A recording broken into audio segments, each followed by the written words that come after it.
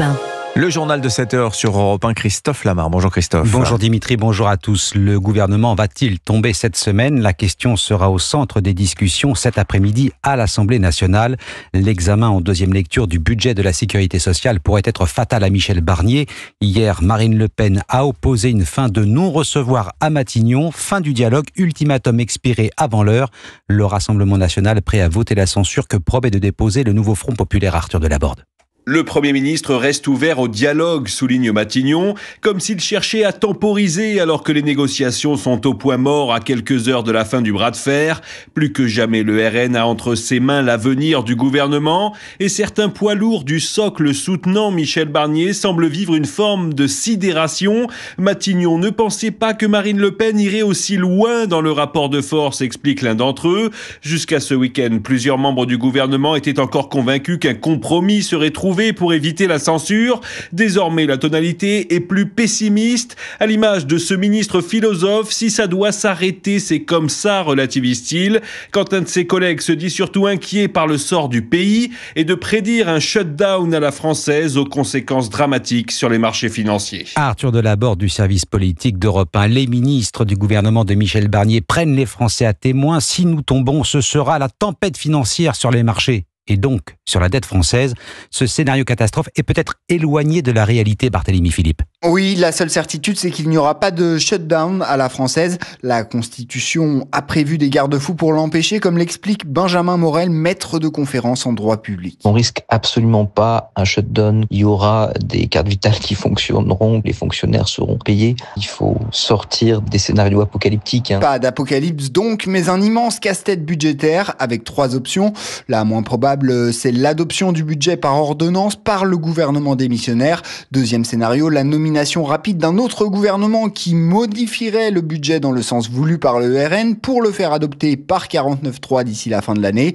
Dernière option, le gouvernement soumet au Parlement une loi spéciale qui lui permet de prélever l'impôt et de reconduire le budget 2024. Outre le risque d'affoler les marchés et de creuser le déficit, cette hypothèse aurait des conséquences délétères pour les Français. L'une d'entre elles, c'est l'impossibilité d'indexer le barème de l'impôt sur le revenu sur l'inflation, ce qui pénaliserait plusieurs millions de ménages. Barthélémy Philippe du service économie d'Europe 1. Pendant ce temps, le Sénat adopte le volet recettes du budget de l'État sans la gauche qui a quitté l'hémicycle pendant les débats.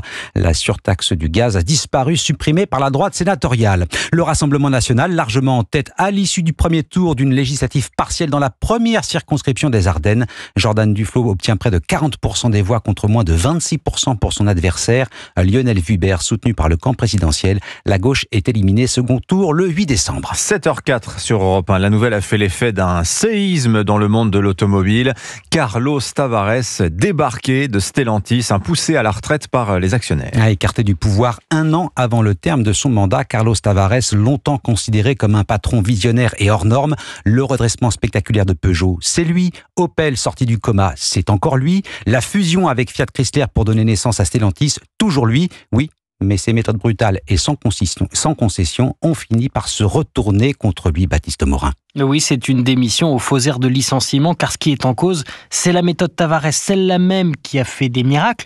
L'année dernière encore, Stellantis réalisait un bénéfice de près de 19 milliards d'euros. Mais ces derniers mois, le marché automobile s'est retourné et le patron, lui, semble avoir fait preuve de rigidité.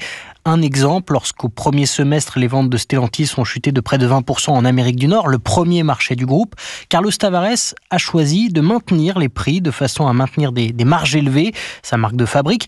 Au bout du compte, ce sont ses concurrents qui en ont profité et qui ont gagné des parts de marché. Autre travers de la méthode Tavares, le turnover. Autour du patron, les changements de poste et les départs ont toujours été très fréquents. Mais ces derniers mois, il semblait de plus en plus compliqué de lui faire entendre raison, sans en payer le prix fort. Baptiste Morin, chef du service économie d'Europe 1. Et puis en Syrie, le régime de Bachar al-Assad a perdu le contrôle de la deuxième ville du pays. Alep échappe totalement au contrôle de l'armée régulière syrienne 4 jours après le déclenchement de l'offensive menée par une coalition de groupes rebelles sous influence islamiste. Bachar el-Assad en appelle à ses alliés, la Russie et l'Iran, la Syrie menacée par la guerre civile et une population qui pourrait être tentée par l'exil comme lors de la précédente crise 2013. Le risque d'une nouvelle vague migratoire existe pour le géopolitologue et spécialiste du Moyen-Orient, Frédéric Ancel. Il peut y avoir une conséquence importante pour l'Europe, c'est une nouvelle vague migratoire qui qui passerait cette fois davantage par Chypre que par la Turquie, parce que l'armée turque aujourd'hui domine et occupe en fait tout le nord de la Syrie, c'est la plaine du Rojava, et on imagine mal l'armée turque accepter, comme ça avait été le cas au début du printemps arabe, de nouveaux millions d'êtres humains en provenance de migrants en provenance de Syrie. Donc ça, je n'y crois pas beaucoup. En revanche, à partir de Chypre, oui, je pense qu'il peut y avoir des conséquences sur Chypre et donc sur l'Europe, sur le plan migratoire. Et c'est dans ce contexte de regain de tension en Syrie qu'Emmanuel Macron entame une visite d'État de 3 jours en Arabie Saoudite. Plusieurs entretiens avec le prince héritier Mohammed Ben Salman sont au programme. Aux États-Unis, on n'est jamais mieux défendu que par son père. À quelques semaines de quitter le pouvoir, le président Joe Biden gracie son fils Hunter Biden, accusé de fraude fiscale et de port d'armes illégales. Et puis à 5 jours de la cérémonie de réouverture de Notre-Dame, la suite de notre grande série Célébrons Notre-Dame sur Europe 1, consacrée évidemment à la cathédrale. Et les Français, les touristes étrangers et les fidèles n'ont qu'une hâte, franchir à nouveau les portes de la cathédrale. On pourra bien sûr solliciter l'aide des guides. Pour l'instant, ils sont cantonnés à l'extérieur, mais ils sont impatients de rentrer eux aussi à l'intérieur. Reportage avec les guides de Casa, communauté d'accueil pour les sites artistiques, Caroline Baudry. On est en face de Notre-Dame de Paris, il fait un temps absolument superbe. Les dernières visites exclusivement en extérieur de Nicolas, 63 ans, mitouflé dans son écharpe. Ce retraité guide bénévole va adapter son circuit et son récit. On a des référents qui nous forment de l'association et on va devoir se reformer à l'intérieur, absolument. Les visiteurs vont rentrer par le portail central. La disposition du parcours intérieur est différente.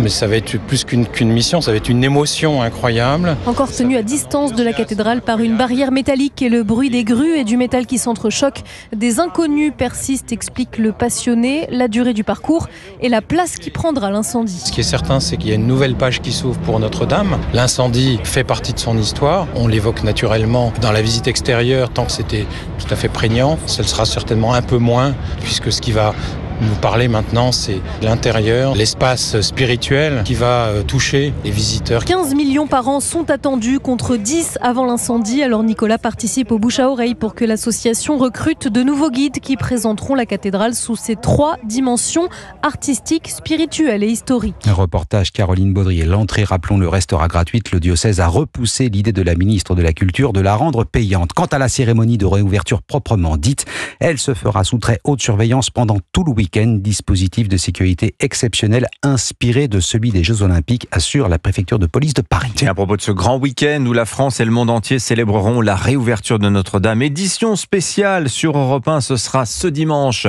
Dès 10h, on aura l'occasion d'en reparler. Allez, un mot de football, dernier match de la 11e journée de Ligue 1. Marseille, nouveau dauphin du PSG au classement. Les Marseillais vainqueurs 2-1 de Monaco hier soir. Et puis le rugby, la 11e journée du top 14, victoire de Bayonne 21-13 sur le Stade Français. Merci Christophe Lamar, c'était votre journal. Il est 7h09 sur Europe.